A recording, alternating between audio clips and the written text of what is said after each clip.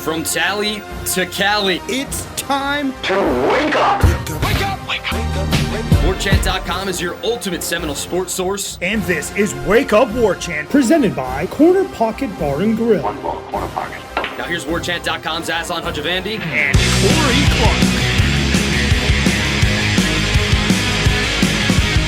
Wake up! What is up, everybody? It is Wake Up Warchant, presented by the Corner Pocket Bar and Grill in Tallahassee. Coming up on today's show, it's the Renegade Express. Questions from our valued subscribers over on Warchant.com's Tribal Council. Lots of questions about the transfer portal, 2023, Adam Fuller. It's a lot. We'll try to get to most of it. Wake Up Warchant, presented by the Corner Pocket Bar and Grill in Tallahassee, Florida. Check out their daily lunch specials on Fridays. Hand-breaded chicken finger basket. Get your side dish with it as well. It's only $8.99. Served from 11 a.m. to 3 p.m. You get straight fries, curly fries, onion rings, potato salad, broccoli, side salad, tater tots, or freshly cooked potato chips along with those chicken fingers. So check it all out. Corner Pocket Bar and Grill. And this weekend, maybe not a lot of college football on. I don't think any college football on, but go hang out. You'll meet somebody cool probably. Maybe even Corey Clark. Throw some darts, shoot some pool. Over at the Corner Pocket Bar and Grill. Warchant.com, the ultimate Seminole sports source. Hit the thumbs up. Subscribe to our website. Subscribe to our YouTube channel and leave a 5-star rating and review. He is here, everybody. Playing hurt, fresh off a root canal. He's back, and he's got his microphone with him. So the dulcet tones of Corey Clark now, everybody. What's up, Corey? What's up, buddy? How are you, man? Good. Yeah, I apologize to everyone who listened to headlines, too, for not having my mic, but it's right in front of my face right now, so we're all good. Gosh, we made it. Sounds so good. How you doing? How was the root canal? Rumors of your demise greatly exaggerated? Yeah, they're not nearly what they were. I hadn't really thought about a root canal, really, since I was a kid, but it just sounds so painful. But no, look, I'm still, as we do this, I'm still numb a little. So we'll see what I'm saying in a few hours when it all wears off. But yeah, he taught me through the whole thing, like literally step by step. This is what I'm doing. This is what I'm doing now. This is what I'm doing now.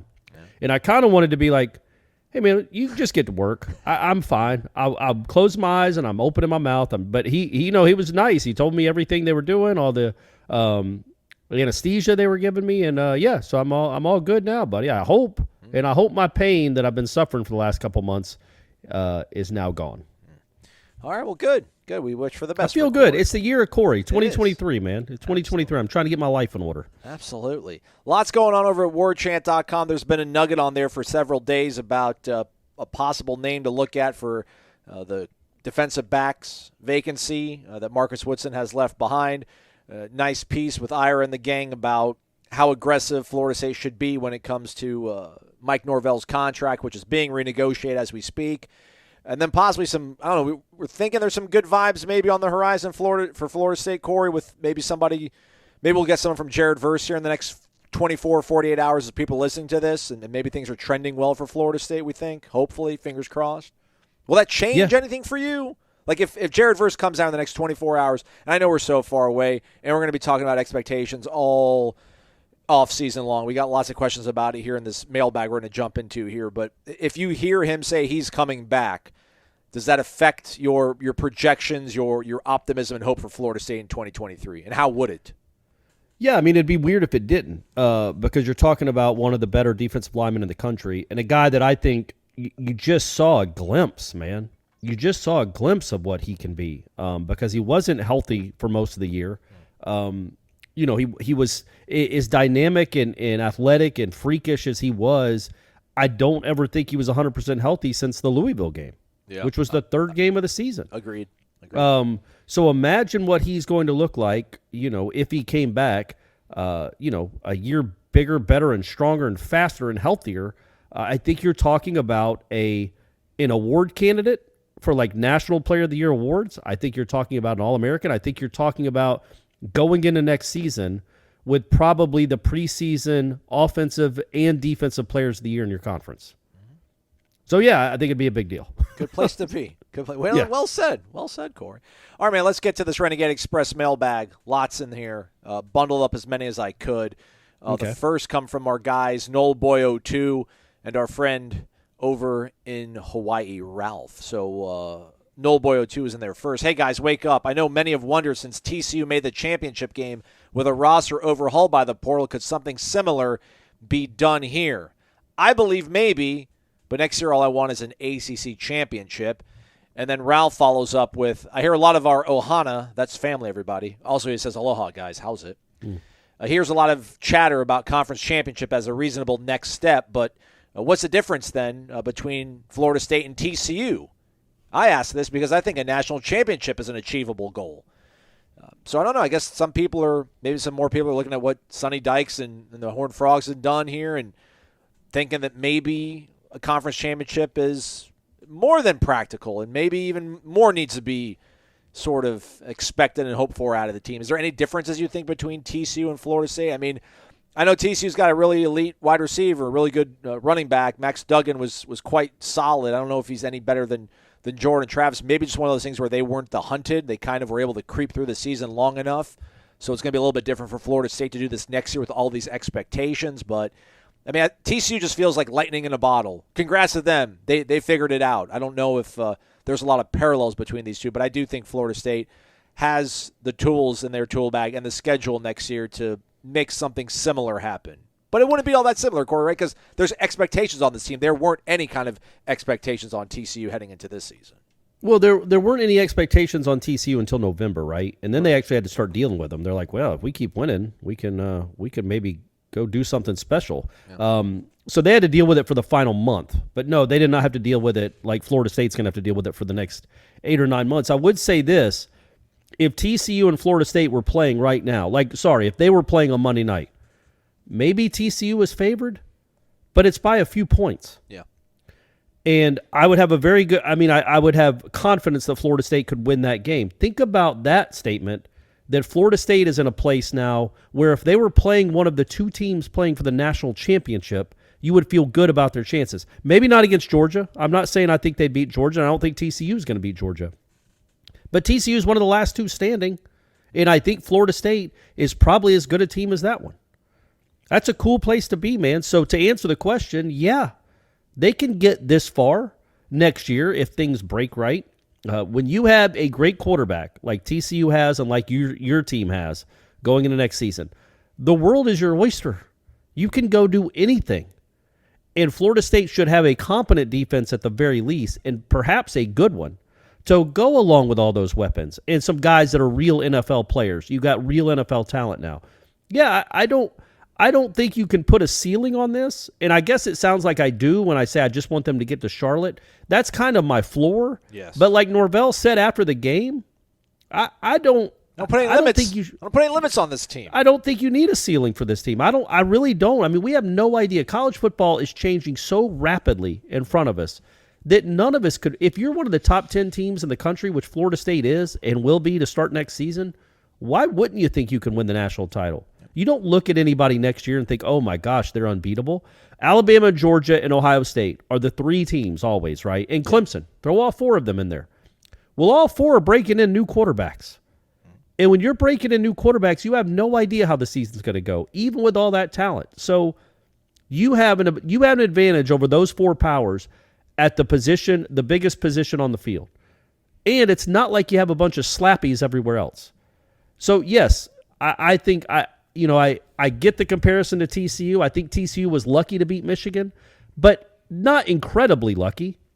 They made some breaks. They had 2 pick sixes, and they also scored 40 points on offense. But you know what I mean? Like, I didn't watch that game and think TCU was overmatched. I thought the better team probably lost, but guess what? That's sports. Mm-hmm. So, yes, Florida State will probably, if they got not somehow, but if they got to the playoff next year, they would probably be matched up maybe with a team that has more NFL talent, is maybe a better team. But sports and football happens, and you can win that game. And it's crazy to be in a place where if somebody said, hey, you think Florida State could make the playoffs next year? You'd be like, yeah, I do. I kind of think they have a pretty good chance at it. That's where I am now. It's a cool place to be, everyone. It is amazing. Next question comes from Raw Dog, 2Gs1. How much should Florida State be willing to pay Alex Atkins? $1.5 million? Double his salary, which I think is currently $850, if I'm not mistaken. And how many years should they go for? Ira and I kind of talked about this on the drive down to Orlando. He is of the opinion that Alex Atkins doesn't strike him as a opportunistic kind of guy, like looking for his next move. Like, he's going to probably be pretty picky on where he does go in terms of like a head coaching job. I think I don't know, man. I think the allure of being a head football coach at any half-decent program, even like Group of 5, for a guy who's never done it before is pretty intoxicating. So, I don't know. You can throw whatever kind of contract you want at him. I think even to give him $1.75 million for 4 years. I think if, do I want to say Troy? If Troy comes and offers him $2.5 million, I think he goes and takes the job. I don't think there's anything wrong with that either, but yeah, there's no limit pretty much to what they could pay Alex Atkins that I would be opposed to. He has more than earned his paycheck along with Mike Norvell. Yeah, but I like your point. Number one, I don't know that Troy pays that kind of money. That would be crazy, but God bless him if they do. But no, to your point, if say a team could offer him $2 million to be the head coach, and Florida State, the terms don't matter. There's nothing you can do for an offensive coordinator that wants to be a head coach to keep him from being a head coach if a good opportunity comes up. There just isn't. He said before he wants to be a head coach. I think he'd be a very good one. But I think Aslan's right. I think you need to wait for the right, because you can derail your head coaching career. And he's aware of that. And he's aware. He's very cognizant of that. Yes. You take the wrong job, which is Ira's point. Shout out, Ira. Yeah, you take the wrong job, and your chances of becoming a head coach at the Power 5 level decrease drastically for the rest of your life. If you take a job and go, I don't know, man, 3-20, which some of these programs are just in awful shape. So he's got to be discerning when he's picking the job he wants. But I think, man, just think about this offense again next year and what he's done with this offensive line and this team in general. Like, if they go and win 10 or 11 games again and the offense averages 40 points again, the offensive line is one of the better ones in the country again, don't you think he has his pick of not Group of 5, but there might be a Power 5 school or 3 that comes his way? And you just can't. It's not like the language in the contract would keep him here. We know how these contracts are written. There's outs all over the place. And he's not going to sign one that doesn't have an out. So, yes, sign him up for whatever he wants, man. 1.4, he's not going to be here that long. So if you want to make sure he's here for 2024, the first year of the playoff, sign him to a 3-year, I don't know, man, $5 million contract. But, if something else comes, if a good head coaching opportunity comes, I think we all think he'd probably take it. Well, going to bundle 3 together. This is the Adam Fuller portion of the program. Nole-blooded offers up a scenario where Florida State brings in Jim Leonard. You move Adam Fuller to your director of defense. That way, when Lionheart, as he puts it, Leonard, would leave, you just put Fuller back there as an interim until you bring in your next hot name and repeat. He wants to start something called Fuller's Fundamentals. Sign him up. It'll be dope. 8-year deal. I don't know if it'll work like that. Then we get to our guy here he's been resilient in exile, which is very fitting of his name. Corey, did Ira ever get word back on Fuller's contract? This, Corey, is, I guess, someone who listens to Seminole Headlines, which a lot of people do that listen to this show. Sure. But apparently didn't like the way that you guys kind of balked or blew off somebody who wrote in asking about Adam Fuller's contract. He's really, I don't want to say anti-Adam Fuller, but he's very he's a Fuller truther. He wants a lot of information, background, wants to know what's up with his contract. To which I would say I don't want to blow and balk you off either, but he's not leaving. And I don't know what you do to a coach that's just presided over a defense that's 16th in yards allowed and 4th in yards allowed through the air and 24th in points allowed. And then our last guy that wants to talk about Adam Fuller is towards the bottom of the list. It's our guy, Tennis Ump. No, it's not Tennis Ump. It's the next guy. Steel 1217. Sorry, Corey. I'll get better at this, I promise. He points out, I think he's someone who kind of is along the same lane of us about Fuller catches a lot of grief, but even Georgia just gave up a ton of points, which does at every position. I think it's more of a rule thing. The game is slanted towards the offense. So, thoughts on Adam Fuller, his contract, and making him step aside so Jim Leonard can rehabilitate his career here and then leave immediately after. Yeah, I don't know that. I don't know. I can't even imagine how that would work as far as like, okay, you're not going to be on the coaching staff, but you're going to be our director of defense as we bring in this hotshot other name that will be here for a year until he goes and tries to be a head coach somewhere else. Look, were there some problems with the defense this year? Sure. The Oklahoma game, though, gang, I just don't see how much that was schematic where you could not stop the run. Because you're not good enough on the defensive line as you were currently constructed in Orlando to stop the run. Now, you can say, well, that's the head coach's job to get better, or the coordinator's job to get better. I get it, but I think to the overall point, Aslan's right. Adam Fuller's not going anywhere. So the contract, I don't know that we dismissed any talk of the contract. The what we were talking about is like, they don't announce those types of extensions. So whether Fuller, when we've asked, that's all we can do. We can't break into the Moore Center and go into somebody's drawer or filing cabinet and find the contract. That's like Watergate. I guess we could. It's Watergate, bro. That's exactly what they did. I guess we could, actually. I don't know why I'm limiting. I shouldn't put a ceiling on what we can do at Warchant. We should go break and enter. But we've asked for the contract. But until we get it, we don't know if he's been extended or if he's still on the same contract or how long the extension was. But I think we all assume Adam Fuller will be back here next year. Mm-hmm. So, with that thought, looking ahead at the defense, well, look, man, part of his job is talent acquisition. They just got the number one cornerback in the portal, and they got the number one defensive lineman in the portal. They got Fabian Lovett to come back, and maybe they get Jared Verse to come back. And now all of a sudden you're looking at a defense that should be one of the, better ones in the conference, top 20. And you can't look at what they did this year and think that they weren't. That just tells me you're not watching college football. But that doesn't mean that Florida State has to accept decent. Good is the enemy of great, Aslan, as I've always said. So I like that. The defense was pretty good this year, but it wasn't great. But whose defense was, other than Georgia against Tennessee, that shut down an elite offense? And Michigan had a great defense, and they gave up 50 in a playoff game. What I think is a genuine complaint about Florida State this year, and it's one that I've had, is it wasn't like only elite offenses were carving you up. Louisville did not have an elite offense, and you gave up 300 yards and a half.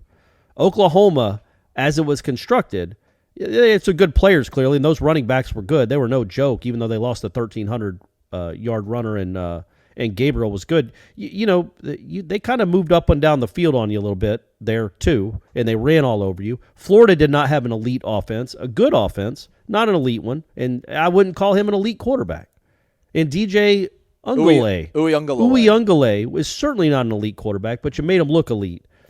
That's a fair complaint. Yeah. I would just say playing defense is hard. Can you do better than Adam Fuller? I guess. But who? Who are you getting? Who do you guys want that's significantly, substantially better? Why would they come here? What do you do with Adam Fuller? What do you do with this coaching staff? I think we need to realize how bad they were, and that, quite frankly, they still had some deficiencies. The defensive line was not great. The linebacker play, I thought, at times this year was not good at all. The cornerback play struggled at times. Now, the one complaint you can make, and I think it was Jeff's biggest complaint when it came to Woodson, was they don't teach zone well, and they've got to get better about that. We're in 2023. I don't know that you need to play man the whole time, but by and large, when you take a step back and look at the season, it was a decent defense. And if you look at the losses, they did not lose the Wake game because of the defense. Nope. And they did not lose the NC State game because of the defense. Correct. So yeah, that's all right. Yeah, exactly. I get everybody. Like, we want to see Mickey. We want to see 96 defense, or not 97, 96, maybe 99 defense. We want to see 2013. That's just not happening anymore. It's just not. I mean, I know we mentioned the parity in this sport and how much it's caught up, and it's just. But then they go and blow out teams the way they used to back in the glory days. So you're probably thinking, well, hey, they can blow out teams the way they used to do in the glory days. Why can't they just clamp down on teams? And it's like, well, the teams that are lowly, the Georgia Techs, the Louisiana Lafayettes, they did. I mean, they made those teams look absolutely incompetent. Yes. So, and then when they played pretty good offenses, they had problems. But most defenses do. Yeah. So. Yeah. But we get it, everybody. You want more. It's fine. Hopefully. Somehow it'll all be solved. Moving along then. Next question here as I have to scroll all the way back up. Sometimes it's tough, Corey. I have this great plan about putting all these questions together, but then it's always tough to find them. But anyhow, we're back. VCal5, he calls us AC. A/C. Vince from L.A. Great to hop off a plane, grab a beverage at Harry Buffalo, and meet the both of you. I don't remember meeting. Did I remember a Vince? Did I put a Vince down in my thanks? But all right, Who Vince. knows? But, well, we met a lot of people. But Vince, it was good meeting you too, buddy. I know, but I'm very cognizant to put down everybody's name. I just want to make sure I don't botch it. But anyhow, moving along. We got lots of questions, so I'll just get to it. He's a former FSU baseball player, so he lives by superstition. His request is that we replay the Cheez-It schedule for the LSU game, which I guess is like, I don't know, maybe the preparation and everything, or we can run it back and do Harry Buffalo the day before the game. Maybe that's what he wants, so we'll see what we can do. Do you have a pregame ritual, dress, apparel, meal, the way you want us in the press box that assures a Florida State win? I do not. Do you, Corey? I don't either. I'll tell you the last thing I did was for 2013, traveled up to Pittsburgh, drove the whole way because I'm awesome. Get in late Saturday night. Remember, it was a Monday night game. Get in late Saturday night, pull into downtown Pittsburgh with not a place to stay because I kept trying to stay in West Virginia, but every single hotel that I called or went into was booked because it was the state fair and West Virginia had a home football game that day. So that was fun. So I just decided I'm going all the way to downtown, and I'm going to go to the Hyatt, and I'm going to see what happens. Anyway, get to the Hyatt, really nice lady, finds me one last room that hadn't been booked. She gets it to me for a good rate. Sunday, I realize, I forgot all my clothes. And all I'm in is shorts. And you can't go, and they're not even like nice khaki shorts. Not that I own any of those. They were like gym shorts. So Sunday, maybe it was Monday, Ira, Tim Linnefelt, and I are doing our tour sighting stuff, and there's this gift shop that has these $80 jeans that I think are probably, I think there's a chance they were female jeans, but I'm not 100% sure. But that's all I had. So I wore them because that's all I had to spend $80 on jeans, which was crazy. I feel like there was like a sequin by the pocket. It's hard to explain. But you couldn't see it. No expense spared for Corey Clark. No expense. Right. They were tight too, so you would have liked them, Aslan. So that was that night. I wore them the first game. That first night I wore them. It was the Pitt game, and we all remember how that went. So then the next big game, I'm like, you know what? I'm a pretty superstitious guy. These things have been pretty good. How great would it be for all of us if Florida State was able to win in Death Valley for the first time in forever? So I wore them to Death Valley, and then I put them back in the dresser until the national championship game against Auburn. So they were 3-0, and I haven't worn them since. Look at that. Maybe those will come back out at some point. I'm going to say maybe I should start. I don't know where they are. I have to go find them. Shanna probably burned them. But if she didn't, I'll go look for them, and I can wear them this year because, hey, man, they got championship aspirations coming up. We've kind of touched on this. We'll maybe keep this one a little bit brief, but it's our guy, My Truth. Wake up. Thanks for the great coverage. It makes my day, which has all kinds of implications for the world. Ira has gone out on the limb, calling for us to claim the ACC title next year. What say you? Yeah, I'm gonna put Florida State number 1 in the Atlantic. Or no, there's no conferences. There's no divisions anymore. But when we go to Charlotte for kickoff, I am putting Florida State as my preseason pick to win the conference. Clemson's not going to fade into oblivion. Shout out Mike Tyson. But Florida State, I just think, is right now as we sit here and we look at this roster and we think about how they're moving along, and I don't think there's going to be anything in the offseason that's going to derail what I think Florida State's going to be unless there's catastrophic injury or something like that. But if they maintain their health, I just see Florida State as being the preseason pick to win this conference. We'll see what everything happens when the expectations are on their shoulders and they're playing LSU and they're playing Miami in the middle of the season and trying to chase the playoff and having to close out against Florida in the swamp. We'll see how that all goes. But right now, yes, ACC championship is my expectation, Corey. I think the Verse decision hinges with me a lot because I just think having an exceptional pass rusher to go along with Lovett and Fisk in the middle and Jackson in the middle would be enormous for this team. But yeah, man, there's no shame and no reason not to. That's how good the offense is. That's how good the quarterback is. The fact that there's no divisions gives me a lot more hope than otherwise, because again, if they lost to Clemson, they would have no chance. And they play at Clemson. That's tough. They don't lose there often. So that's a tough place to play. But they can still afford that loss and maybe another loss, quite frankly, and still get to Charlotte and then go beat Clemson in December. So, yeah, I think they I'm not going to predict it because I'm terrible at predictions, but it would not stun me at all if they won the ACC this year.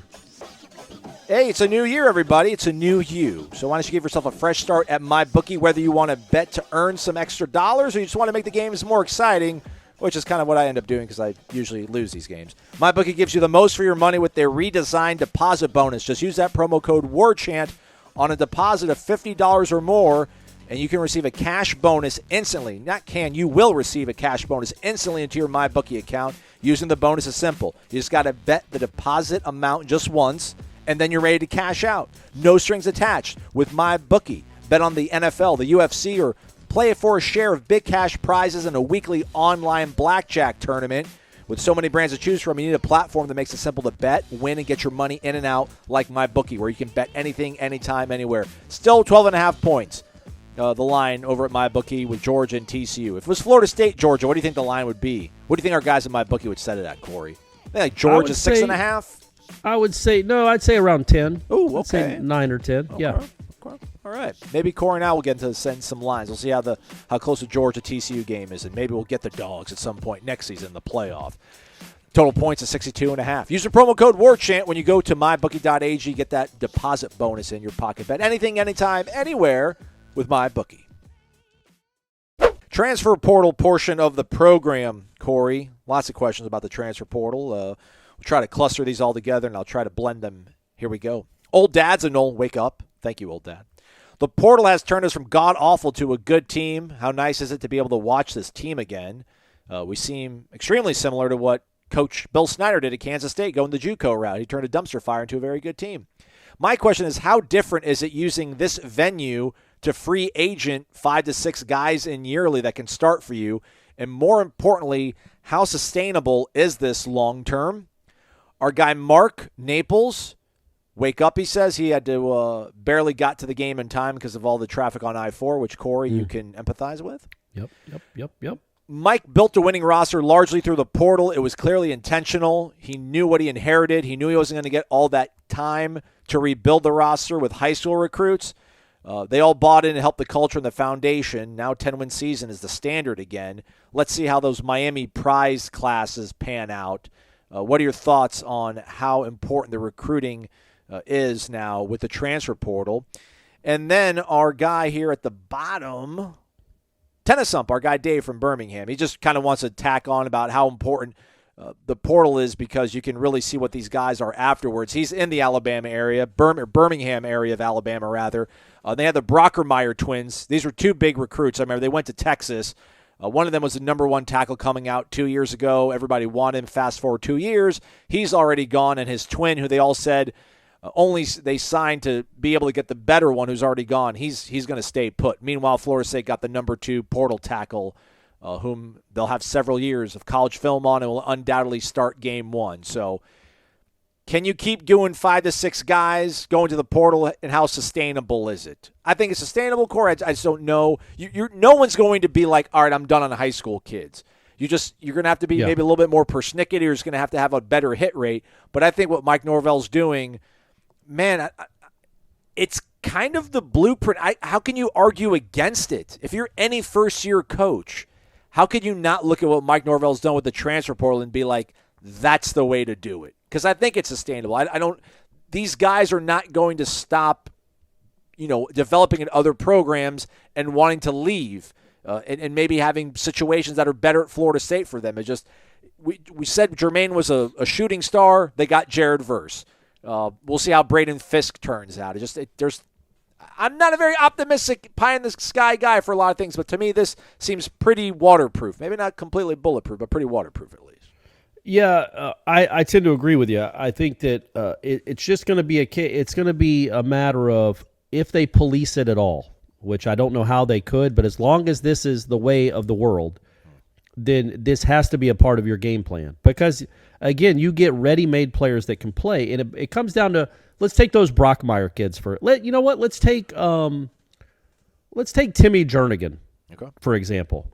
You got 2 great years out of Timmy Jernigan, right? Mm-hmm. His freshman year he played, but he was a backup. He played, he was good, but then he became really good in 12, and then was one of the best defensive players in the country in 13. That's awesome. But you're basically you got him. You did all the recruiting work, the hours upon hours of putting in time with that kid. And even if Urban Meyer doesn't all of a sudden have a heart attack again or whatever he said he had, then he's probably going to Florida. But Urban Meyer quits again, and you get Timmy Jernigan. He doesn't do much for your 11 team, but he does a lot for your 12 team and becomes an invaluable part of your 13 team. So you got 2 real productive years of Timmy Jernigan for all those hours and hours and hours of recruiting. Let's say Braden Fisk only plays 1 year for Florida State, but it's a Jernigan-like year. Yeah. Well, man, what'd you put in work-wise to get Braden Fisk? 12 hours? 11 hours? I don't know. I don't know how any of the transfer portal recruiting really works. You reach out, you have a conversation, he comes and visits, then he commits. As opposed to having to wine and dine and call these kids for years. You're talking about a couple of weeks, and on top of that, now Jernigan might in hindsight seem like a surefire can't-miss kid, but none of these guys are. There aren't can't-miss kids coming out of high school. There are can't-miss guys coming out of the portal, in my opinion. So, yeah, I just think the math changes some. And, yes, you're always going to need high school kids because, man, you can't just go to the portal for 40 guys a year. This is a 1 year one-off or 2 year off. When it comes to you can just get as many guys as you want and put them on your roster. So there will be limits to roster. There will be roster limits as far as how many people you can add to your program each year moving forward. But as it is now, you absolutely want 6 or 7 guys from the portal that you think will be able to play right away. You are trading 1 year of Braden Fisk for the 2 years of pick somebody else. Jernigan's a bad example because he was awesome. But someone who has... Well, someone like take those Brockmeyer kids you were just talking about. Brockermeyer, yeah. Brockermeyer, everybody wanted those guys. Mm-hmm. Everybody wanted those guys. You thought they were can't-miss guys. One's the number 1 rated offensive tackle in the country. What did that end up meaning? Nothing. Yeah. But if you get the number 6 kid in the portal, like if you get the number 1 defensive tackle in the portal and the number 1 offensive tackle in the portal and the number 1 tight end in the portal and the number 1 cornerback in the portal, I bet all 4 of those guys are going to produce for you at a level that you would expect a 5-star to produce for. You only get 1 year of it maybe, but man, that's worth it, man. It's like signing a free agent to a 1-year contract. Now with Verse, it might end up being a 2-year contract. With Jamie Robinson, it was a 2-year contract. But yeah, man, I don't see why this would stop. I think what Mike Norvell has done is really smart though, because it isn't all portal guys, he does have high school players that he's bringing in that they're developing. And maybe some of these high school kids from the last 2 classes develop to the point where you don't need 10 more guys in the portal. You just need 7 or you need 5. But they're so specific, right? Mm-hmm. You can specify, okay, we've got a hole here and a hole here. We've got to meet these needs. We're fine here and here.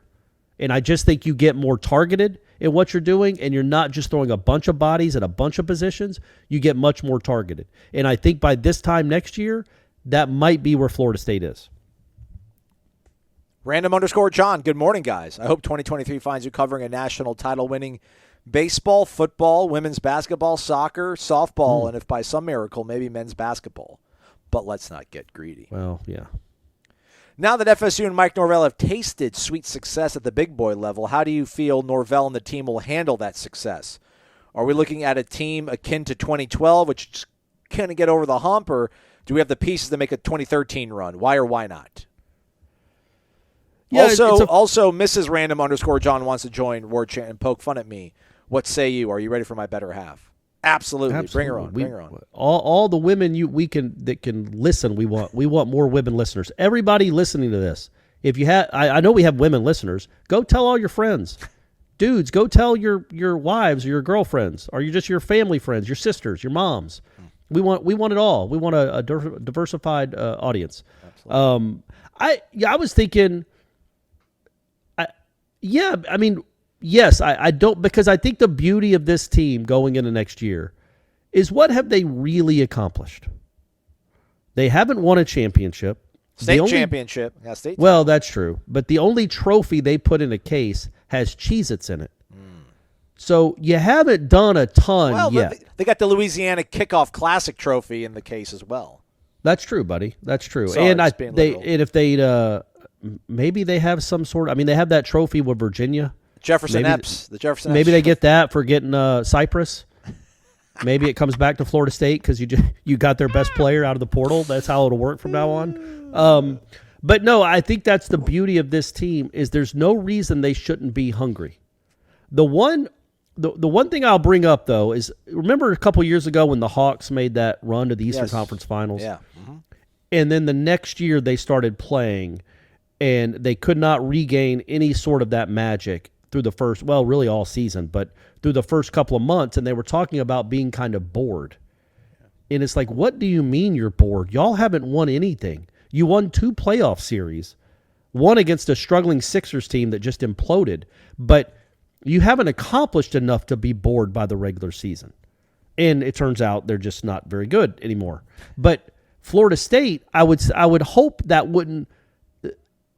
I just couldn't imagine they would go into next season thinking they've arrived, because they haven't. Yes, it's awesome that you got to 10 wins and you changed the wall in the locker room. And it's awesome that you finished maybe top 10 in the country or start next season top 10 in the country and have real expectations. But none of the guys on this roster, not one, have won any sort of championship at the college level. So you would hope and think and pray that they would still have the same hunger that they had this season, because none of them have accomplished, especially at a place like Florida State, none of them have accomplished enough to go into next season coasting and feeling great about themselves. They still have a ton to prove, all of them, every single one of them. Yeah. I mean, 13, again, I don't want to talk out of both sides of my mouth, but they did have like a stinging elite defense, although they kind of napped a little bit in the national title game. They had a really good kicker. But yeah. I would look at this team maybe more, in hindsight, going into 2012, as you pointed out the last show, like there was a lot of good feeling about that, and especially when they beat Clemson, you felt like, okay, this team is legit. Raleigh proved to humble us a little bit. I agree with what you're saying, though. Listen, these guys are coming back, obviously, because of NIL. Shout out to the people that step up and make that happen. They do like this coaching staff, what he's created, but I think they all also are looking around and realizing, like, we are really good. And we can do something really special here. We can compete for a national title if we all come back. And, like, why not? At this school, we're getting paid. We're being compensated for our name, image, and likeness. So I think they will embrace it. I don't think there's going to be anything that's going to catch them off guard when they start hearing reports that this entity or this outlet or this journalist has got them in their preseason top 10. They're a dark horse playoff spot. I don't think it's going to necessarily make them get complacent, or it's going to make them start believing their press clippings. I think it'll just kind of feed more into it because, man, they believe the entire season. They never got too ahead of themselves this year, and they saw how much success they had because of it, right? They didn't let that 3-game losing streak get in their heads. They came back, and every week just wanted to get better, 1%. I mean, it's nauseous to hear at a certain degree, but they really believed it, and they saw what happens when they stick to that. So now give them a whole season, everybody healthy. It's hard to see what could go wrong. I mean, things do, though. It's college football. But as we sit here and talk about it, I'd say a little bit closer to 13 than 12 in terms of what. Yeah, and you can never know the mindset, but I don't think it's close to 14, which is what I think a lot of people might be worried about. Is the 14 mindset compared to the 13 mindset. Well, that team all those guys knew they were going to be drafted high in the NFL draft. They were kind of just playing out their college strings before they were eligible to go to the league, and they'd all won a championship. So this shouldn't be anything like that, because I don't think those guys took preparation seriously. I don't think they took game to game seriously. But I think this team will, and again, I go back to that Syracuse game, man. I was so impressed with how they came out in that game after the mollywhopping they gave Miami to come out and do the exact same thing on the road against a better team. I think that was an insight into their mindset, into the culture of this program. And if it's as strong as we're led to believe it is, that won't change because they ended up winning 6 games to start the year. I think whether they win or lose against LSU, they will take the next game very, very seriously, because I feel just like that's how they're built. That's what he's trying to build. It looks like we got Ira's burner account here, RBI 1984. Thanks for doing your best to get to our questions. Here's my 2-parter. Come on, Ribby. You know we're busy. All right, he wants to talk a lot about running backs and snaps and divvying things up. At what point in our attempt to get the 5-star high school studs will we have to be concerned that our running success, frankly, doesn't mean a high number of carries? I believe our high schools will blend with our success in the transfer portal to raise the overall talent and therefore success of the team. Is our message to the high school running backs that we will let them get their share, but they won't get run down. They'll be safe and preserved. As usual, every aspect of success versus failure is a delicate balance. Go Noles. Well, yeah, well said, or well written, I guess. It was even better written if I would have read it all verbatim. Yeah, man, running backs. I mean, I don't know. You won't get Dalvin. I mean, you didn't get the Cedric Baxter kid because he wants to go to Texas and be Bijan Robinson and get the ball 25 times a game. And Jordan Travis is going to leave at some point, everybody. So maybe at that point they might get a little bit more, interested in giving a lead back a lot more carries. But I think where they feel they're at right now, with what they have coming back, they didn't necessarily need to kind of mortgage false dreams and hopes to a kid because they like what they have right now. Now, they're not going to have Jordan Travis all the time. Maybe at that point, Corey, they have to kind of start going after these high top-end guys. But for next season, I don't think like them not having some kind of Dalvin Cook superstar is going to be the thing that's going to hold them back from accomplishing what they're capable of. But will it be a problem not getting that 5-star stud at some point at running back? I mean, maybe, but it's hard to quantify, right? Like their running game has been good since they've gotten here. Now, would Dalvin Cook add how many wins does Dalvin Cook add to this year's team? Well, here's the thing, Corey. So 3 national championships at this university. I think we could say like Warwick Dunn was like a 5-star stud. But 99 you had Travis Minor, taking most of the snaps. Devontae wasn't a 5-star. Maybe he did play like one. But you had James Wilder and him pretty much splitting carries. So I don't. That hasn't been a recipe here like that. A Dalvin is what you need to win a national title. A Cam Akers, So I'm not concerned about it, but I don't know if that. Maybe. No, and look, maybe Dalvin gives him one more win because he's so special. He breaks off a run that nobody else has. I didn't get to. I wanted to finish that. I didn't want you guys to think that I thought that Dalvin was just dismiss Dalvin's incredible talents. No. But by and large, you are going to run the ball here. You're going to plug in guys that are going to average 220 or so yards a game rushing or 200 yards a game rushing. You'll have a running game by committee.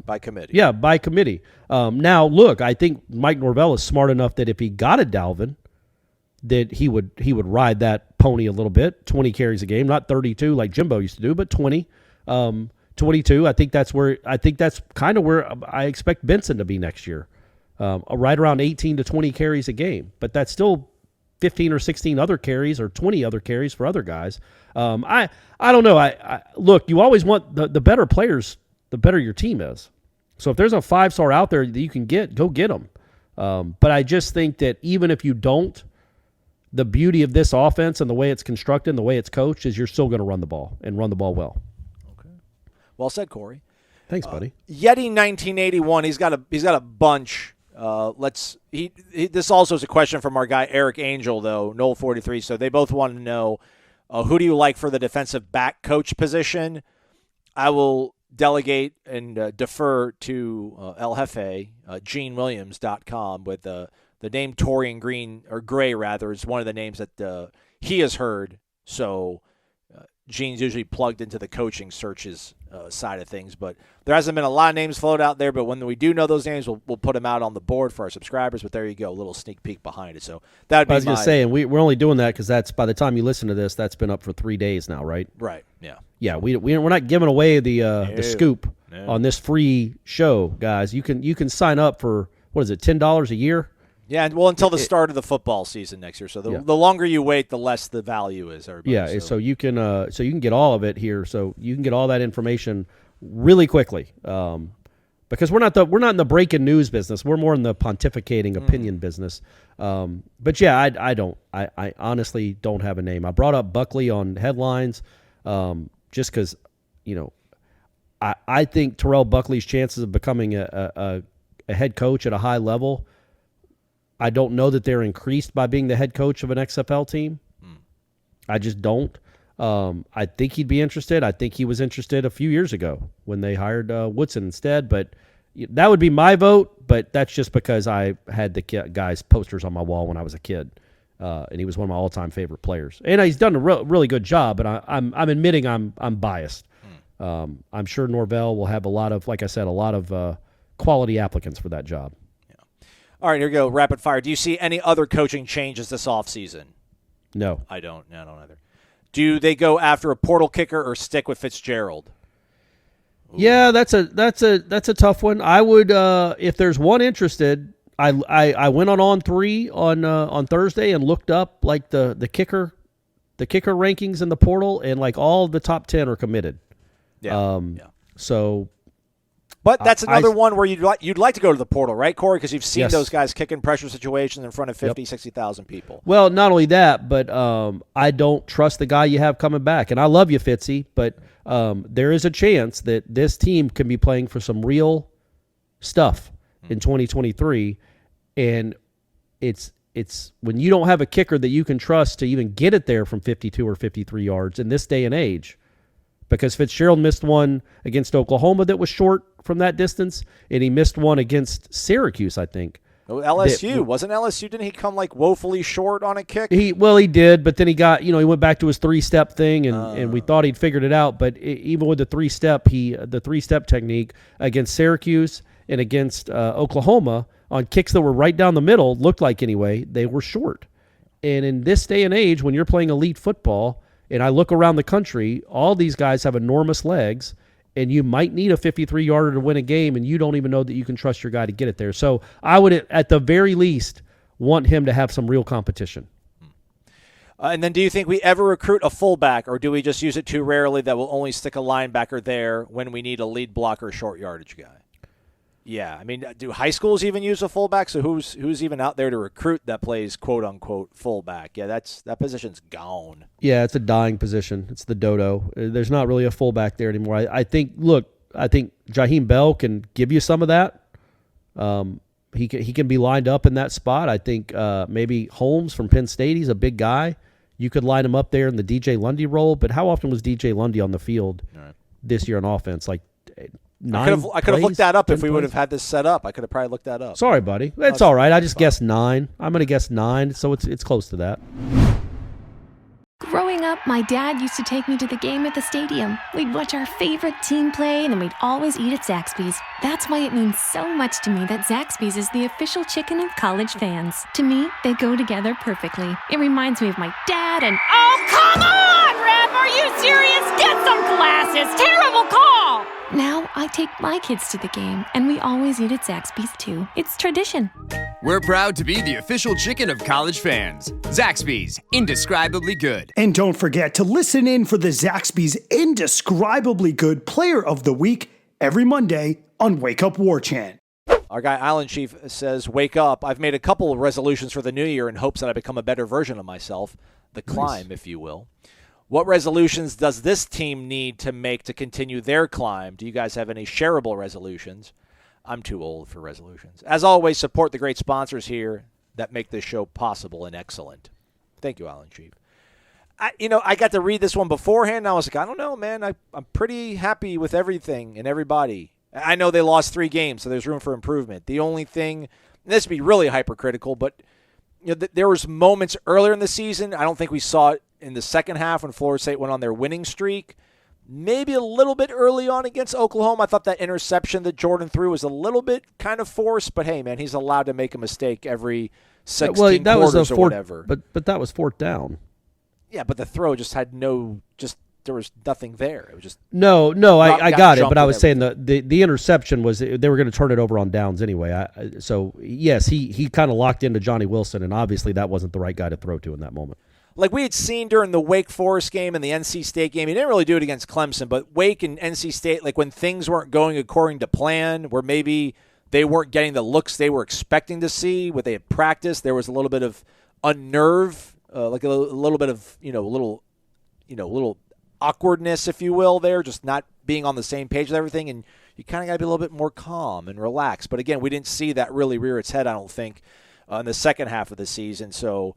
And he's your trigger man. Otherwise, ball security from the running backs has been okay. Maybe Johnny Wilson should make a resolution and never drop a ball. I don't know if that's going to happen.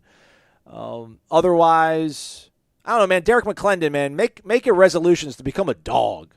Like you want to be a dog, and you're trying your darndest to be a dog. But man, let's let's connect the dots. Let's get that one wire properly plugged in and twisted on.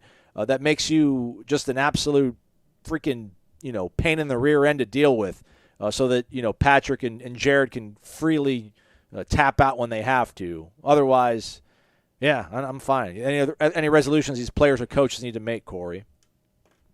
Yeah, you brought up a good point that I hadn't thought of, but the biggest gripe I have with this team this year was the runs that it allowed in the games they lost.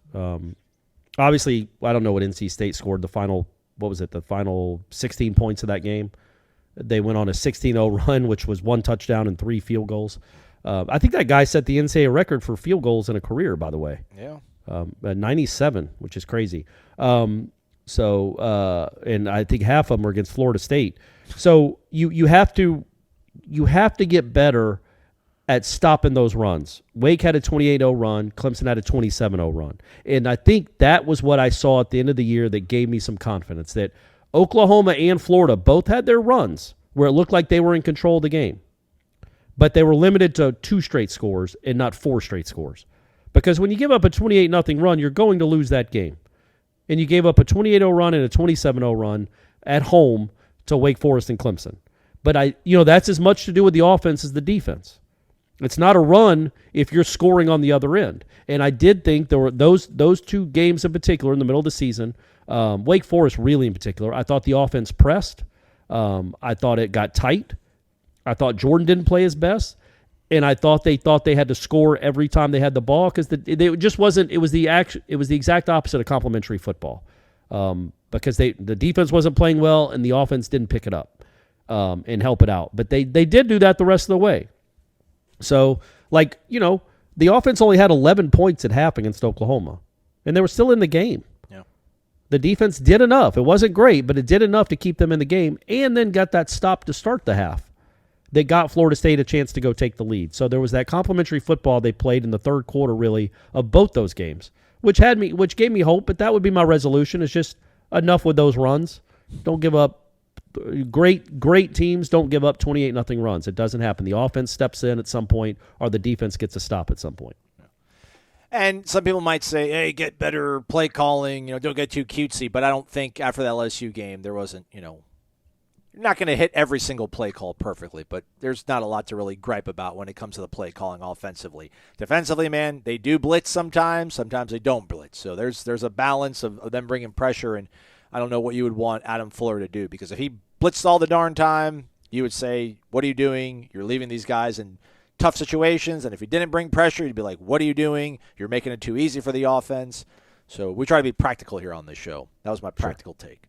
We're getting close to the end, but we're not quite there yet. Let's see what we can get in here. Tiff Noles 69, we're going to combine this along with our guy, Armchair Osceola. They want to talk about NIL. Tiff Noles says, I read a comment from the NCAA.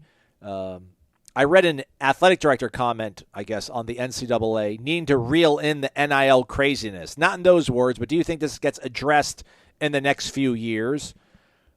And then Armchair Osceola, we hear a lot of discussion about NIL figures like Drake May getting $5 million from other teams to leave UNC, but how much of this is fact and fiction in terms of paydays to players? If you had to put a plus minus on what it costs a few teams at different levels, let's say Alabama, Utah, Oklahoma State, and Wake, to keep their team together and prevent everyone from hitting the portal, what would those numbers be in your best estimation? Oh, that's tough. Like Texas A&M lost 27 guys to the portal. Really? Jeez. Yeah, and I would think, they had a guy enter that's like the number 1 defensive end available, number 5 or number 7 overall in the On3 rankings. I would assume of those 27 guys, they probably would have liked to have kept half of them. So let's say 13, 14. And I don't know, man. I think it, a couple mil. It's hard to even guesstimate. It's hard to even have a realistic notion of what it costs. Yeah. But I do think it will be policed eventually. And I think eventually these guys are going, the players are going to be made employees. That way they have real contracts with the schools. Because right now they don't have contracts with the schools. So Mac Brown can go on there. It wasn't Mac Brown, it was Narduzzi that said that he heard that these schools were offering Drake May $5 million to come play football for them. But were those schools offering it? And I'm talking absolutely semantically here. Or was it those schools' collectives? Right. That you just put your head in the sand and be, I don't know what my collective is doing. Mike Norvell's like, I have no idea what Rising Spirit of Battles End is doing. I'm happy these guys want to transfer here, but I have no idea what they're being offered. I'm not allowed to know. And so I think you have these outside elements that could, and I'm not saying anybody's doing it yet, although come on, let's be honest. That could be, what do you call it? What's the word I'm looking for when tampering, collusion? Yeah, you're tampering to somebody that's not in the portal yet. Right. I think if you make these players employees where they have contracts, like you sign a contract with Battles End that's 3 years and it's a non-compete, and you can't go make money for any other school. You can leave if you want, but you're not allowed to go make money for any other school. Yeah, we need a lawyer. I don't know how legal that is. Look, man, people have non-competes all the time. I mean, that's it would end up being you have a non-compete for 12 months after you leave, which would make it it would have the transfer market the same that it was before the portal or before NIL, where like you had to sit out a year. So if you can leave Florida State if you want, but that money that you've been being paid, you are still the quote unquote your rights are still held by these collectives. You're not allowed to go get paid by another collective until the next calendar year. So until 12. So you can go if you want, but you can't make any money. And we're not going to pay you because you breached your contract. So all that can be taken care of in writing. Until that happens, which who knows if that will ever happen. I think the only way to curb it is to actually make guys employees and set up pay scales depending on how long you're there, how much you play, blah, blah, blah. It's weird, but that's where we are, right, Aslan? Yeah. I like your hopefulness, your optimism on it. I don't know who I literally think United States Congress has to step in and put the pressure to make NIL become regulated. The NCAA is not going to figure it out. Maybe if these teams break off autonomously, although they got their expanded playoff and they got it moved up, so maybe that keeps everybody together for a little bit longer. But until it becomes the Power 2 and everybody's just all in on football and they figure out what they're going to do, I don't know who's going to be able to regulate it. I want it to be regulated. And I don't know, man, if we said Alabama had to pay $10 million to keep everybody intact pretty much, I don't know, like Wake, like $1 million maybe? Maybe not even that much.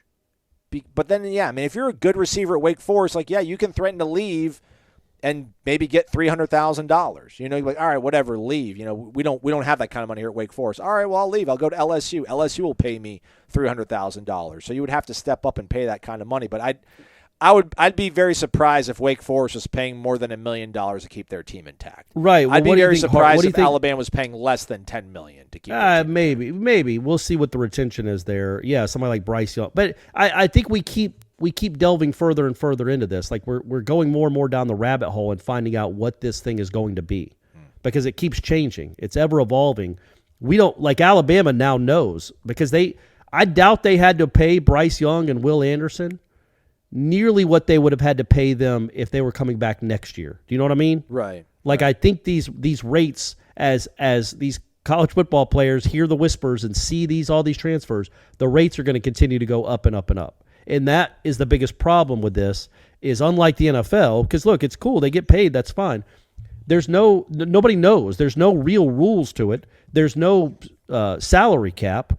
And there's nobody even knows what what did Sam Hartman get for going to Notre Dame?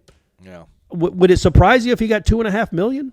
No, not at all. But it might be $9 million, or it might be $400,000. I have no idea. That's where there's still that the gray area of not even knowing what the going rate is. I can't wait till that becomes like open information. That's going to be great. I can't wait till everybody knows. Yep. Because then we'll start getting now you really know what everybody's making in the locker room, how that's going to affect things. Yep. All right, let's try to. Well, the players in the NFL have to deal with it, but well, they're not professionals. Yeah, they're not 18. All right, let's hustle through these rests here. Warpath Noel, wake up, fellas. 10 wins, baby. I want to take a minute to thank you, too, for helping us get through the dark times. The last 5 years, painful, but listening to the two of you every morning has made it bearable. Sincerely, thank you. Appreciate it, Warpath Noel. That's very sweet. Thank you. 2 questions. As hard as it's been to just be a fan, how much more difficult was it trying to cover and hype up the fans over the last 5 years from your perspective? Not hard for me. The Willie Taggart was exciting in 18. Then 19, it was like, all right, we're going into this every week thinking whether he's coaching for his life. So for me, that was exciting because I like coaching searches. Then 2020, you had a first-year coach. So that was fun to hype up and get ready for. And then 2020 was the same thing. Last year, like there was a moment after their 0-4 where Mike Norvell's coaching for his life every single week. So for me, I was excited to see what was going to happen. So it wasn't that. I mean, it wasn't fun. I don't know. Maybe exciting's not the right word, but like there was something to talk about that was going to keep a show fueled for 45 minutes every single day. But for you folks, the anxiety of like, did we miss again? That was probably a little bit of a bummer. But for me, it gave us something to talk about. And now it's all going to pay off. You know, no rain, no rainbows. Now we get to see all the rainbows all the time. That's right. Dolly Parton came up with that saying. To get the rainbow, you got to put up a little rain. Yeah, man, it sucked. 2020 was the worst. It was the worst year of my professional life, probably definitely since I was covering high schools. It was in Valdosta. It was just awful. It was an awful experience. You know, part of it was the job and just how bad Florida State was, but obviously there was a lot of other stuff we were all dealing with. And then last year wasn't much better until October. Like it was a grind because you know you're dealing with a passionate fan base and you know you're dealing with a fan base that cares, obviously, but it gets hard to just be the practical guy all the time and be pragmatic all the time. You want to like expect stuff. You want to not just explain away losses again and again and again. And so I'm just glad we don't have to do that anymore. They're what are they, 15-6 in their last 21? That's awesome. Good I living. love that. Good living. Yeah, it's a good place to be. 11-3 in their last 14, I think, something like that. So it's cool, man. I'm glad they're good because it's not fun. Aslan's right. Coaching searches are great, but in the midst of having to get up and talk 5 days a week about that 2018 Florida State team with that offense and Francois and Abdul Bello and those guys, people knocking down passes when they're down by 40 points and getting up and finger waving or dropping interceptions and then doing an incomplete sign. That's tough to talk about, man. And I think I blew a fuse somewhere in the 2020 season where I was just done with it. But now we're back, and I'm in a healthy place. I think we're all in a healthier place. Rodney Hill. There seems to be a lot of smoke that he's going to be special. What is the hype about? Is he a big play type back? Yes. To me, he is. I mean, he is in practice. Mm-hmm. He busted more than one 70 or 80 yarder in practice. Speed, toughness, seems to be able to cut very quickly on a dime. Change of direction's really nice. Hard to tell with his vision because usually we're watching from the sideline. And so we don't see the holes and we don't get the TV angle of it or anything. But, man, he runs hard. He's explosive. And he's tough. He's a tough runner. Nole Dad for life. Hey, fellas. First off, thank you for the awesome ride this season. Watching this team was great, but having all the content Warchant provides us fans made it special. 2 questions. There we go. What comes first, losing season for Dabo or he utilizes the transfer portal? Ooh. The portal. Yeah. I don't think they'll get to sub 500. I think he said something about if NIL ever becomes a thing, he'll get out of coaching. Yeah. Well, he's still coaching.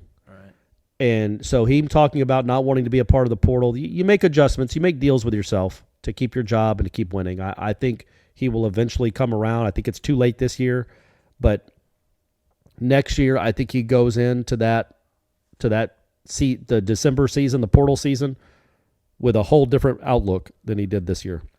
Second question, with Jimbo putting together his version of the longest yard in College Station, it made me think, who is your top 3 most disliked coaches in any sport and why?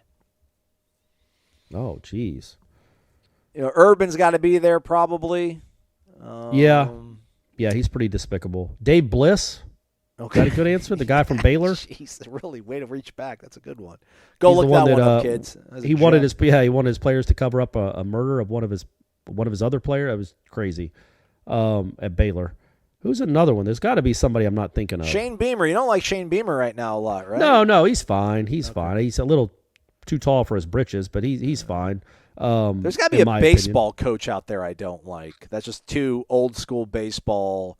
That's not what we do. There's got to be somebody out there whose name escapes me, but I can't think of it right now. And there's got to be another college coach. Bill Belichick's up there too. I don't like Bill Belichick at all. I respect what he does, but sure. He's just the whole mumble and we're not going to talk about that. Yeah. All right, cool, man. Cool, awesome. But I don't know. We'll leave the wild card up to you folks. Nobody, Corey, you got too much love in your heart to. I do, man. I'm sure there's Urban Meyer was a great one. Dave Bliss. Those are my two. Those are two with a bullet. They're you can't usurp them. I can't think of a third one right now that's even in contention. But I will. Larry Boa. By the way, who? Larry Boa, back from the Phillies. Back in the Braves, Phillies. Oh no. They were never good enough to care. You know what I mean? Back then, when he was no, I can't think of one off the top of my head. I will though. It'll come to me.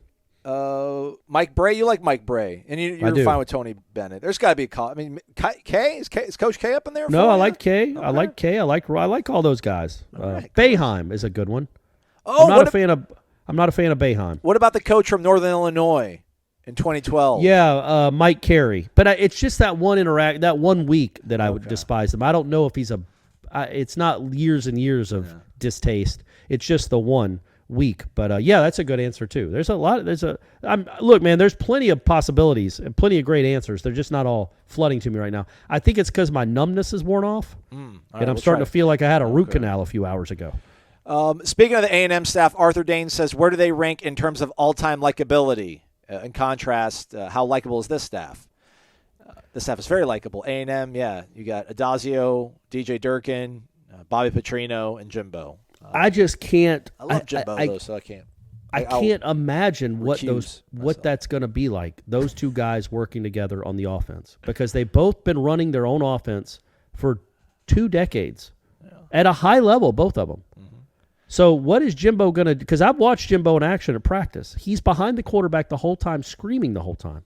Is he going to do that? Yeah. Or is he going to? What's he going to do? Is he going to be up in a tower? No. That's not what Jimbo's going to do. He'll be a quarterback's coach kind of. He'll still be yelling at them. He'll be offering pointers and all that kind of stuff, I'm sure. Maybe I'll take a field trip and let you know how it goes. But is he really going to give the offense over to Bobby Petrino?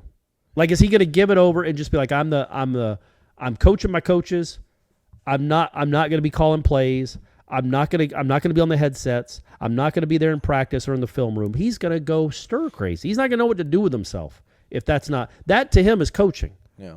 And if he's delegating and not coaching, that's going to be incredible. It's going to be incredible. And that dude in particular, to be the guy he's going to be his assistant. So I wish somebody would write. I wish Jimbo would give anybody access so they could write a book, because it would be an incredible book. All right, Seminole Carol did have umbrage with your top 10. She thinks that Jordan's scramble against the Gators, that was going to be my number one play of the year. She thinks that should have been number one as well. I think the reason when I get it, Carol, I understand. I think the reason I didn't make it, I made the Johnny Wilson catch and then the block ahead of it, is because of where they happened in the game. Because Jordan's scramble was still in the first half. So there's no guarantee that they don't come back and win that game, even if he doesn't make that scramble. Maybe Fitzgerald makes the kick after the sack, and maybe they come back in the fourth quarter and win anyway. Johnny Wilson, if he doesn't make that catch, it's 3rd and 10 on your own 20 with 3 minutes to go. And if Shaheem Brown doesn't block that extra point, I mean, I didn't like Florida State's chances going into that overtime. That's all. That's the only point I was making. WAC 169, FSU Robert, they want to know what we saw behind the scenes that we weren't able to talk about. WAC 169, 3 best and worst things you saw in practice that we did not talk about. I feel like I don't think we sat on anything. The worst thing was them playing Toto's Africa going to the NC State game. We talked about that. That was horrible. Wasn't the reason they lost, but what was going on, and a coach barked at the guy that did that. FSU Robert was saying, regarding the trick plays we saw this season, can you comment on watching them in practice and how they've been used? Any funny stories? Like, we're like, oh gosh, that looks horrible. Please don't do that. I don't remember seeing that. Did we see them practice Philly special? I don't. I definitely know we never saw them practice the pokey. The swinging gate. Yeah, I don't think we saw swinging gate all that much, which they ran for successfully against Oklahoma. Maybe they ran Philly special. We saw some stuff they didn't use. None of it was like, oh, can't wait to see that. But I feel like maybe they did run Philly special because they ran something gadgety that we mentioned on the show on the Monday after the game was played. Like, yeah, we did see them practice that. Last year, versions of that. Yeah, 21. There were some running back throws that you're like, yeah, don't do that. Please don't do it. They didn't. I don't think so. But 2022, Corey. 3 best thing, worst things you saw, and any thoughts on the gadgets that you saw them practice on? Yeah, they would always do a sort of kind of gadget. Not always, but a lot of times they would do a gadget play right before their first break. Before sometimes they'd go inside after doing some drill work. They would always run like one play from the 3-yard line, and it seemed like it was always kind of a gadgety play. I guess it was a practice for a 2-point conversion play. But I think they work on most of that stuff on Thursday and Friday when we're not there. Thursday in particular, I think, is when they might. Just because you never know. I mean, they know the guys at Warchant aren't going to give away state secrets. We're not going to be telling anybody about trick plays, but you don't know about the other people that are watching practice. So I think, we're allowed to watch Tuesday and Wednesday. I think the stuff they implement, like the swinging gate or that play, the Jordan Travis play, that's probably saved for Thursday and Friday when we're not around. As far as practice, not a lot of scraps, not a lot of yelling matches. No. Yeah, nothing, not a lot of dramatic stuff. It's pretty workmanlike. No, I mean, I will say that when I saw Duke Cooper struggling, we talked about it, and it became a narrative throughout the year, one that was true. And then the good that again, I just want people to understand there was that day in practice where Jordan Travis just looked unbelievable. The passing game. This was like the middle of August. Yeah, right before they went to Jacksonville, I think. Yep. And it just lit them up. It torched them. And it was twofold. Number one, it was incredible to see the passing offense of Florida State move like that with receivers that could make plays. But also, it showed that the Florida State prevent defense needed a little work because they got lit up. And if you remember the New Orleans game, when they were in prevent, they got lit up. Now, they got better at it as the season wore on, but that's the beauty of getting to watch practice. I don't have any specific plays or memories that come to mind, but you get the feel of what a team is good at and what it isn't good at, and that is the coolest thing about getting to watch practice is you get to see who's good and you get to see what they're good at. All right, fell swoop. We're just going to spray everything that's left. XEQ004, he thinks we got some doppelgangers in our tribe. Corey has a strong resemblance to Sean McDermott, coach of the Bills. That's better than I used to be, man. Remember the guy on the trail a couple years ago that told me I looked like the dude from Pawn Stars? So I'm trading up at least with all this working out I'm doing. So that's good to know. Azaria Thomas looks a bit like Jamar Chase. Okay. I don't know what Jamar Chase looks like. Yeah, kind of looks like Azaria Thomas. Okay, well, there you go. All right. Question, biggest surprise player on offense and defense this past season? He says Maurice Smith, Greedy Vance. I mean, Jordan Travis for me offensively and Jared Verse. We didn't get to see all of it out of Jared Verse, but I was like, yeah, give him another year. But golly, after like 2 games, you're like, man, this guy is a force. But yeah, Jordan offense, Jared defense. I thought he was going to be a really good player back in August. I didn't know that. I'm trying to think of somebody that just really was Trey Benson, I guess. Yeah, he's I thought, especially the way he started the season, I thought he was going to be the number 2 or number 3 guy. And then he was not. And then on defense, Jarian Jones and Renardo Green. Renardo Green, maybe more than any. That guy was nails really the whole season. He was your most consistent cornerback by a mile, and he just played really. He even made a really good play in the Oklahoma game on a deep pass, breaking one up down the sideline. He just was a good college cornerback, which I didn't know that he would ever contribute again for this football team, and then ended up being a very, very meaningful member of the 2022 defense. Mignats. Okay. We've seen the cherry pick players from the portal from South Carolina. Yeah. Do you think Norvell told Shane Beamer that he might want to look at a couple of prospects a little closer in anticipation of snagging them later? I think Norvell on signing day goes and looks who Beamer signed. Is like, okay, is this a guy I can use in a couple years? Is this a guy I need next year? Let's see. I mean, it's crazy. There was another kid on campus this week that's a defensive end transfer from South Carolina. Go check out Michael's write-up on it, everybody. It's crazy. It's crazy what's going on there. And then, he's, one of his position coaches. It's odd. It's really odd, but hey, man, it worked out with Kier and Jamie Robinson. Jamie especially. Kier was a very good player, but Jamie was a program changer. But from South Carolina, and Jaheim Bell might be, have a Jamie Robinson type impact on the offense. Joe Clark, 17. Will we have a top 5 offense next year? What is our floor for points per game if Jordan stays healthy? 35. I don't think it's going down from what it was this year. Well, that would be going down. They're 36.1, Corey. Okay, well, there you go. 36.1 is your floor if it just stays the same. And then, I don't know how you judge it. Beat up. I mean, they're going to put points on North Alabama and Southern Miss, although they had Duquesne that kind of – I'm just trying to think about if they play offense the way they did this past season, would anybody complain? No. So, but then top 5 would be making some strides there. But all right, I'll say top 5. They do have a top 5. Will they play? They have potential to be top 5 offense. Now, will they hit that? I don't know. What were we basing on, yards or points? Probably points, I guess. Well, they're 10th in yards. They're 16th in points. So, I just maybe top 5, Power 5. I mean, there's always some of those group of 5 schools that average 46 a game because of who they play. You're not gonna you might not get top 5 there.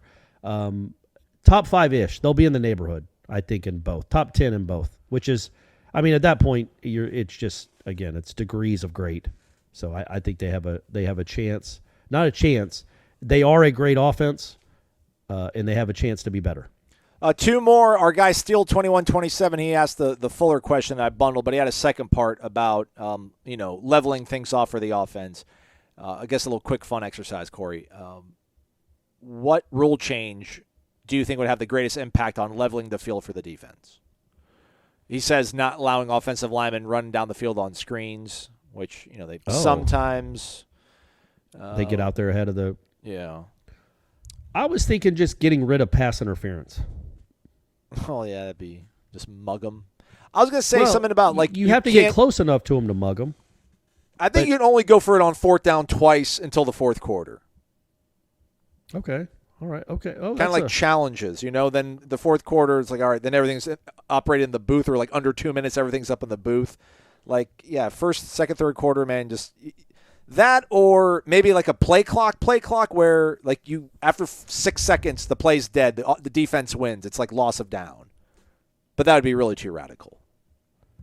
What do you mean? I don't understand that last one. So, like, once you snap the ball and you take it in your hands, you got 5 seconds to either throw the ball for the quarterback or hand the ball off. Like, you can't keep scrambling around behind the line of scrimmage for 5 seconds. Like, because when they do 7-on-7 stuff, like the quarterback throws it in the ground, it's like, all right, the defense gets a win. That won't happen. You're going to change the entire complexion of the sport. But I think here's one that I think 4th down. I think you could do, and I don't think it would change the game much at all. But I think it would be fair to the defenses if you get rid of being able to ground it. Like, every time you throw the ball where it's not intended to be caught, that is intentional grounding, whether you're outside the pocket or not. So once you break containment on the outside and you're looking downfield, nobody's open, you can't throw it into the stands. You have to take a sack, or you have to try to throw it to a teammate. Because I cannot stand, and Tom Brady does it better than anyone, but when you throw a ball that short hops your guy's ankle at 100 miles an hour from 3 feet away, that is intentional grounding. You have intentionally thrown an incomplete pass to avoid a sack because they've read the screen well. So you just throw it at his feet knowing they're not going to call it. Well, if they call that intentional grounding, Tom Brady's got to think of something else. Because that is the definition of trying to throw a pass incomplete just to avoid a sack. I think if they got rid of that rule, so all these times you see, Jaden Daniels did it 6 times in New Orleans. If you're rolling out and there's nobody open, well, sorry, man, you're going to have to run out of bounds and take a 7-yard loss. You don't get to live to see 3rd and 3. It's 3rd and 10 now. Or it's not 2nd and 10, it's 2nd and 18. Like, I think that would help immensely with that would help defenses immensely. And quarterbacks would adjust. I know that the counter to that is you don't want quarterbacks taking hits. Well, I don't care. Quarterbacks run all over people. Quarterbacks are running for 100 yards a game, and then anytime somebody gets close to them, they can throw it out of bounds with impunity because they're outside the tackle box. Just get rid of that. There's no tackle box that you can get to be outside of. It used to be that way. They changed it to where if you're outside the tackle box, you could throw it away. It didn't used to be that way. It used to be if you rolled out and you were near the sideline and you threw it in the stands, it was intentional grounding. Just go back to that. All right, last one. We made it. Flavanol. We have a stable of running backs and the addition of Bell as a H-back, Jaheim Bell. Thoughts on occasionally using a T offense with Jordan Travis, Trey Benson, Jaheim Bell, and or Toafili, Keziah Holmes, Rodney Hill, particularly in short yardage. Got the idea watching Utah use it successfully against Southern Cal in the Rose Bowl. I think he means Penn State. 10 years ago, this would have been a laughable suggestion. Now it seems like it could be a nice tool to make other teams have to worry about and could actually be effective. Yeah, man. Yeah, go. Full house backfield. Sure, why not? I think you go into this season. He's got 9 months. He's never had a roster like this. He's never had a quarterback like this. He's never had a group of running backs and skill players that could all play like this. He's going to do a lot of. I think you don't want to change too much because it worked, but I think there will be some wrinkles that you add when you have this kind of personnel. Again, I think the fact that you want to speed up the game a little, you want to go a little quicker. You want to try to do the math to figure out how can you squeeze out one more possession per game. And if that means snapping the ball with 29 on the play clock instead of 24, do it. But you are going to have the most talented offense in every game you play. You need to have them on the field as much as possible. And you need to do some, maybe a couple of different things. Yeah, there could be some wrinkles there for sure. They didn't have a ton of weaknesses this year on offense. Red zone at the beginning was one. So do whatever you got to do to make sure that doesn't happen in 2023. Yeah, it's all on the table, right? I think he's willing. He's not going to be stubborn. He might come up with a couple new looks or ideas when it comes to this offense to maximize the potential he has or the personnel he has. All right, we made it. That's a wrap. We'll do this again next week. We'll do like 3 shows. Unless we need to do more if there's more breaking news and stuff. But check out warchant.com here in the meantime. We'll have plenty of content up throughout the weekend. There will be more visits on campus. We were thinking from folks in the transfer portal. So Michael Langston's got you guys covered over on the warchant.com premium recruiting board. Check that one out. And any other sort of breaking news will be covered over on the YouTube page as well as warchant.com. And the Jeff Cameron Show coming up 1 to 3 o'clock. Also, Corey, real quick, Aslan, shout out to the FSU women. They got another win on Thursday night, beat Clemson badly at home. Latson, again, went over 20 points because that's what she does.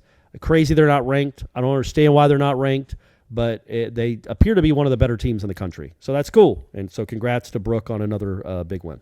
Right on. For Corey, I'm Aslan. Thank you for listening to Wake Up Warchant, presented by the Corner Pocket Bar and Grill.